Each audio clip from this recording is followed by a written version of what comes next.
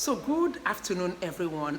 In this session, I'll be talking specifically to parents with children from ages 2 to about 5-ish, okay? Ages 2 to 5 or ages 2 to 6. Now, it depends on your child's mileage and level of understanding. Some children are 8, but you can actually use this method for them. Some children are 9, but you can use this for them, okay? So if you know your child, how advanced your child is, the important thing is that you're sure you're using what works for your child. It's not in spiritual things, nobody's too advanced or nobody's too young, okay? So you remember we talked about techniques and the techniques that God gave us on how to parent or become our children's pastor. And it was all written in Deuteronomy 6 to 11. Now, how do we now use these principles and bring it down to, how do I bring it down to my 2-year-old child? Which is what I want to go into now. Because, I talked holistically. Now, how do we now apply these principles? Now, whether your child is 2, whether your child is 12, whether your child is 22, is the same principle. And if you apply these principles, they will work. So for your 2-year-old child, for instance, so let me just say, if you have very young children, how do you apply this principle? No child is too early to know God, because in the secular world, they are exposed to everything early. And some people keep saying, isn't it too early to introduce them to the Holy Spirit? And I ask you, how early do you think they become introduced to the Unholy One? From birth. Do you understand? But these are things that are not, you don't look at it, you don't see it, so you don't know. And that is why you have to form and intentionally put things around them that are spiritual, so that they grow, and as they grow, let them know that they are spiritual beings, okay? So if your child started school at 18 months, you also start spiritual things at 18 months. Don't think about how it's going to work. It's not important for you. Just know that God on his own, that when you apply these principles, that it's going to work. And part of the first thing we talked about was that you should talk about it. First, it has to be in your own heart. So you have to be intentional and know, oh, I'm raising a world changer. I'm raising a child. This child is 2. Moses' mother, when Moses was 2, she didn't know who she was working with. The mother of the president of this country right now didn't know who she was raising. So even if the child is 2, just know that how much you put inside of the child is what the child becomes. And the child grows with it and it becomes a part of them. So the first is, you put it in your own heart. You would have first prepared yourself and say, my 2-year-old child is not just a 2-year-old child. My 2-year-old child is a spiritual being on an earthly adventure. And as long as I'm alive, while I'm raising this child in the secular world, I'm also raising this child spiritually. So the second principle, so you have to prepare yourself, okay? And the second principle says, talk about it when you're seated at home. Now, for this age, sometimes it's restless for them to sit and all of that. 2 basic things you're going to do for them. At this age, from ages 2 to 5, they like bedtime stories, okay? So instead of the regular fairy tale bedtime stories, you must, I know we're so busy right now, we don't have time, but you have to introduce back the bedtime story. The bedtime story has to now be Bible stories. So for these ages, you can get Bible pictures with images, okay, where you talk about the story the next day. Typical example, let me say you're sharing the story of Jonah. Okay, don't share the story of Jonah today during bedtime story, and then tomorrow you share the story of Goliath. The other day you share the story of Samson. No, start the story of Jonah, but make it so creative that you don't finish the story of Jonah. That the child is with mom. So what happened? You say we'll continue tomorrow. So tomorrow the child is waiting for that story. Then, so if you're going to talk about Jonah, but you're using 3 days, remember I told you to stay in a Bible topic. You stay on Jonah for 3 days. So the child is looking forward. So do it when they're out in bed. Remember, please don't just tell the child the story. The story has to be told in such a way that you say, what did you learn? Always finish with what did you learn? Do you understand? So that way the child understands, how are you going to apply what you learned? Let there always be an application.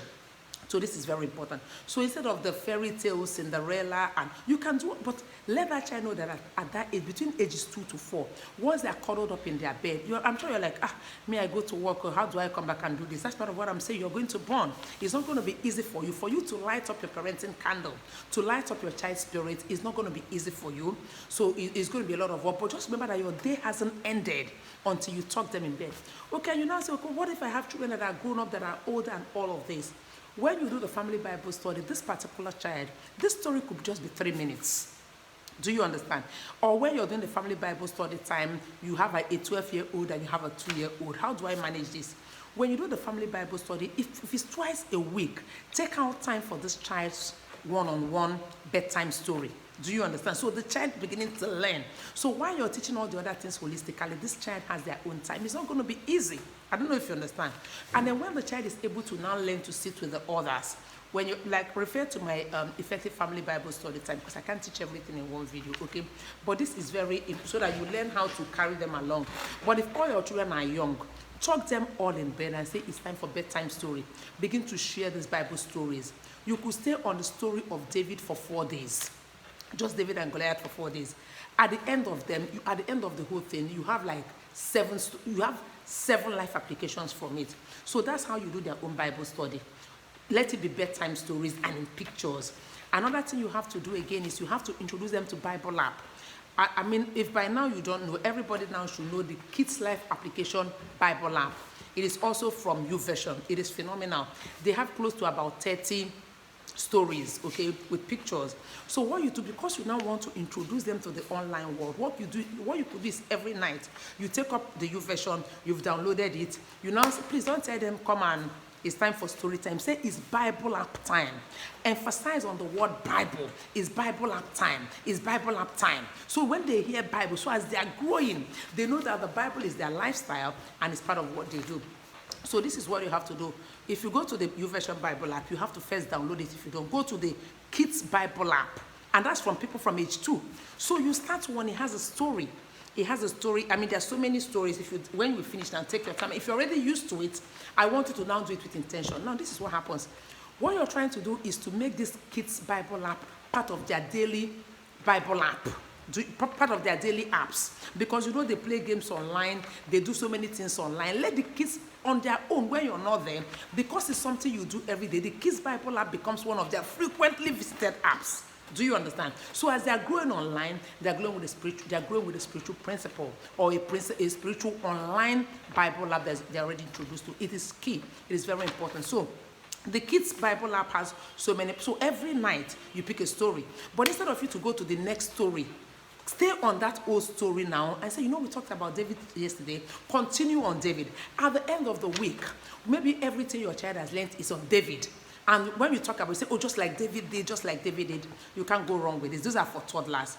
Now, what you also do when your child is between ages 2 and 5, how to introduce them to the things of God and spiritual things. Don't talk a lot about that was bad. If you don't do that, it's not good. No, commend them a lot. Even if your child is 8, or even if your child is 7, 9, talk about, oh, that was a godly act. Oh, Chioma, you just did something beautiful. You just acted like a child of God. You just acted like God.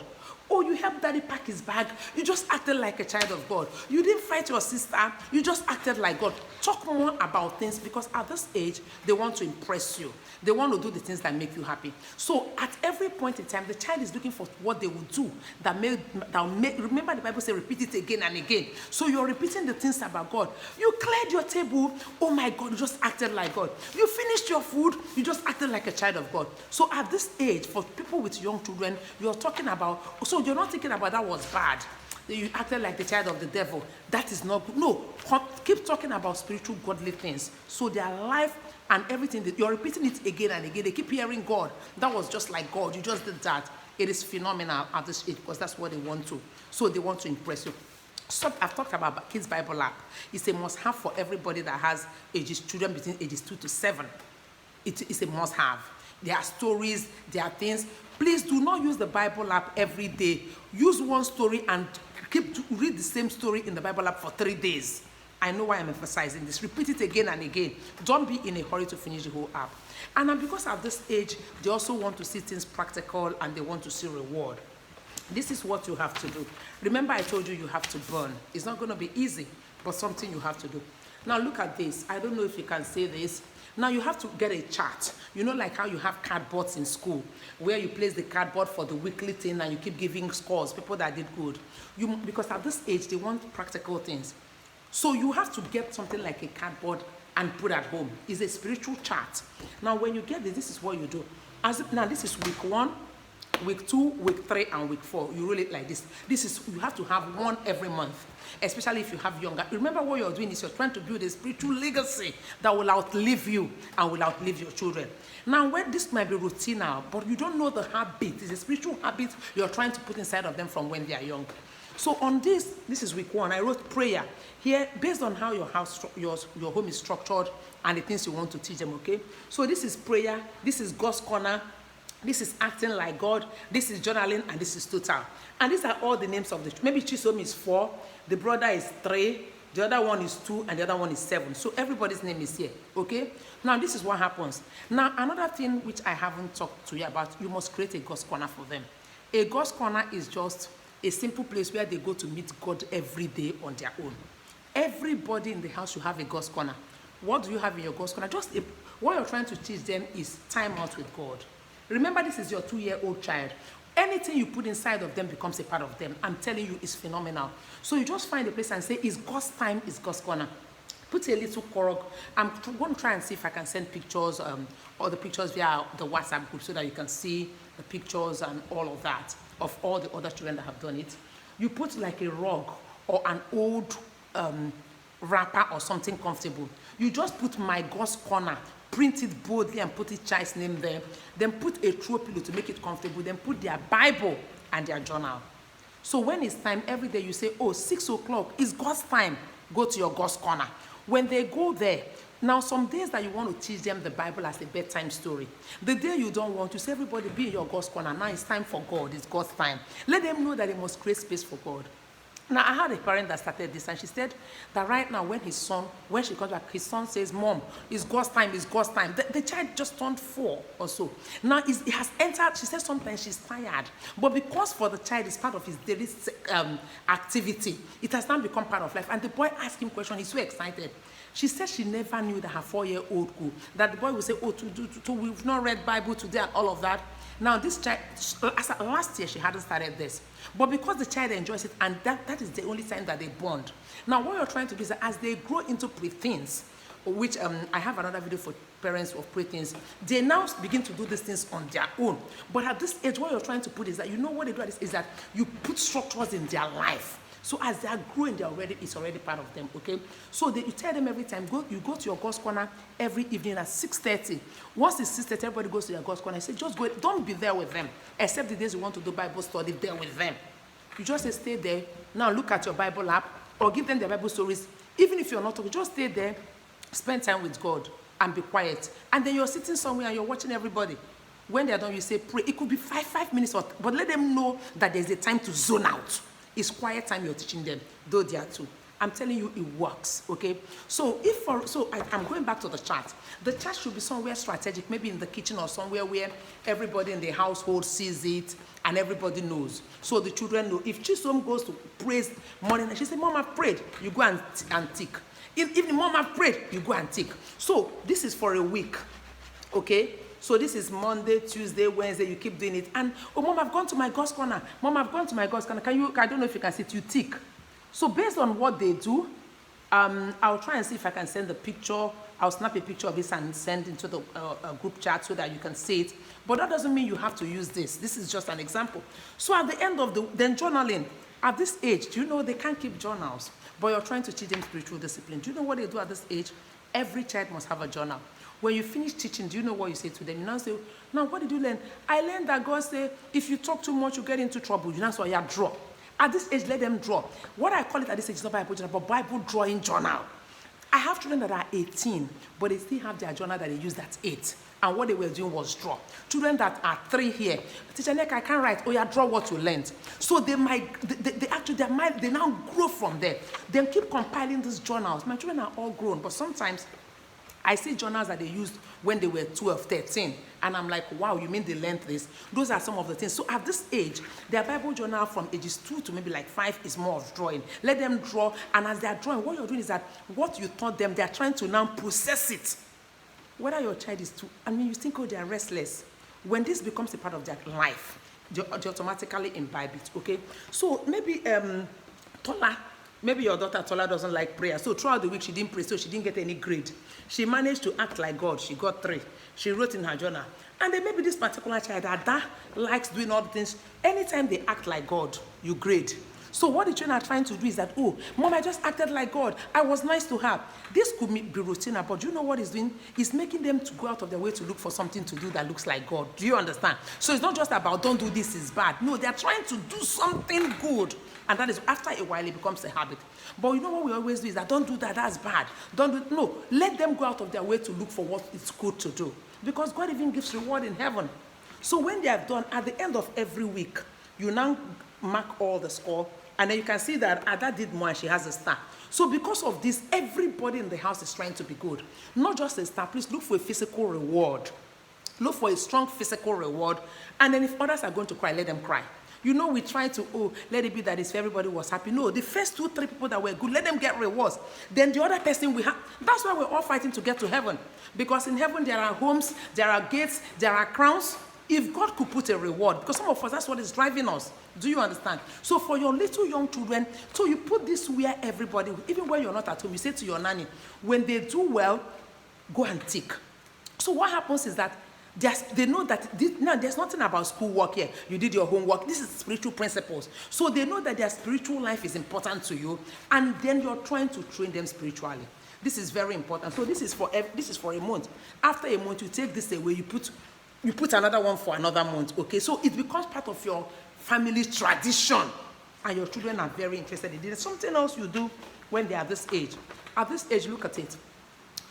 You can create this. We can try and send a picture if you can, for you to create and print on your own. Now, this is a body of somebody. You know how you do dot, dot, dot. Now, you tell the child, oh, you know you're a child of God. You get stronger when you read the Bible. When they're at this age, all of these things are the things that they are looking for what to do to become strong, to grow. So you say to the child, you know, you're very strong when you read the Bible. So for every time, so you can see this, that this is not, this person is a bit light, but you can see that up and above here, this one is thick. So you get a marker. Every time after the Bible reading at home or Bible story or when they go to their God's corner, you use the marker and you join from one dot to another so they're getting stronger. This is 30. What you're trying to do is that at the end of the month, you say, now if the child does come, it's Bible study time. No, mom, I don't want to read the Bible, I want to watch TV or something. Sometimes leave them. At the end of the week, or at the end of the month, the child sees that it's only his head that is strong. You say, see here, you're not strong because you didn't read your Bible. But and the child is saying, he's trying to fight so that at the end of the month, every dot is covered. So what happens is that you're trying to teach them that you grow stronger. This is just one of the templates of what we have. We could see if we can get this to you. Or you can just draw somebody and just draw a human being that is skeletal and just put 1, 2, 3. You know, like when all those things you teach them in nursery school, dot to dot. So for every time they read the Bible or they pray, they just join one dot, get a marker. So this is an activity they do. And so every night after Bible study, keep it in their God's corner or by their bedroom. After Bible study, after Bible story, what do? You cover. So the child is excited. Every month and it helps you. So the month that you're not able to do Bible study with them, you can also see the spirit of your child, that spirit is light and skeletal. This is very important. These are things for younger children that as you're doing this, they're actually growing spiritually, and it's routine now, but it's doing a lot for them. I talked about drawing. Their journal should be more of drawing. Informal, how do you talk about it when you're walking on the road? On the road, you say, oh, God created so many things. Now, I want you to count how many trees that God created. Any tree you see, I want you to count how many birds. So on the road, you're talking about God. And then you say, oh, and now I want to see how many uncles that God created on the street. As you're driving, saying, one uncle, God created one uncle. Uncle, two uncle, you're talking about God. And then at this age, you tell them a lot that God created you. So sometimes you say, who made your eye? Oh, God. Then you start talking about the eye and what God does with the eye. As you're driving, oh, who do you think that man is running? He's exercising. Who made his legs? God. At this age, now I can't teach you everything. I'm just talking. While you sit down, creative things on the road, talk anything, use anything, talk God, God, God. This is not too much because you don't know what the secular is doing. But for younger children, these are informal ways. When you drop them off in school, I told you that you can write up the word you're learning that week. I love God. Stick it anywhere. If they can read, if they cannot read, that thing that they draw something small like that, stick it everywhere. Now, you're not doing too much. If God said we should apply this principle no matter their age, God knows what it is. So as they keep growing, you keep changing it to become more formal. But this should be very informal, but let them consciously think God. At the end of the day, it becomes a part of your family schedule. They grow with it. I can begin to share testimonies, And then this is for parents with younger children. This is for parents with like ages 2 and 3. Talk more of heaven. Then their rooms. Make sure you decorate their room with beautiful things that they will see. Not just only all those power, superb. I don't know if you understand. Sometimes let them draw. Say, this thing you draw about God, put it in a frame. Put that drawing in a frame and put in beautiful frames and put in their room. Remember, you are a mother, you are a father on a purpose. As they keep growing, some of those things keep weighing off and you keep bringing more structure. But it's already a part of their daily life schedule for younger children. I talked about giving rewards and all of that. So for this age, get Bible stories that have pictures. Tune into Bible apps, children Bible app. Okay, Kids YouVersion has made it so easy. And there are other versions, so that if you could use the Bible story for like twice a week, use Bible app twice, so that you're getting them into the online world doing a spiritual thing. Commend them a lot. Say, oh, that was just like God. That thing you just did is like God. Please have the chat on. Talk God. Create a God's corner for them. It's now time to talk to God. What else? And then also, if your children are like 5-ish and they can read, do the pasting of the word everywhere, especially in their bathrooms, so that wherever they are around the house, they see it. These are little principles, and as your children keep growing, and then what if you have children that are cut across different ages? I shared for pre-teens, I shared for teens, I shared for toddlers. And if your children are just very little, congratulations. Start all of them on this level and then continue as they grow. But make sure that something spiritual is entering their life. Formally, informally, talk about it on the breakfast table.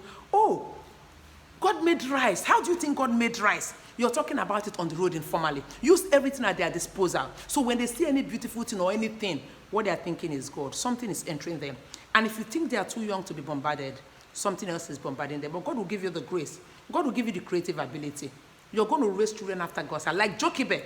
If you have 4 of them are going to be world changers. If you have 2 of them are going to be world changers. If you're ready, God is going to handpick you as you pour yourself into your children, as you light up their candle.